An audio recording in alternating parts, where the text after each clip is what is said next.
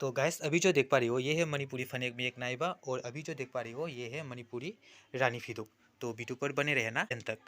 Hello guys, आज मैं आप सभी को दिखाऊंगा मणिपुरी दुपट्टा और मणिपुरी स्कर्ट यानी कि मणिपुरी रानी फी और मणिपुरी फनेक में एक नाइबा। तो वीडियो पर बने रहना अंत तक। चैनल पर नए हैं तो लाइक सब्सक्राइब कर देना, साथ ही साथ ऑल बेल आइकन भी प्रेस कर देना क्योंकि आने वाला वीडियो भी आप सभी को देखने को मिले। तो चलो गाइस वीडियो शुरू करते हैं।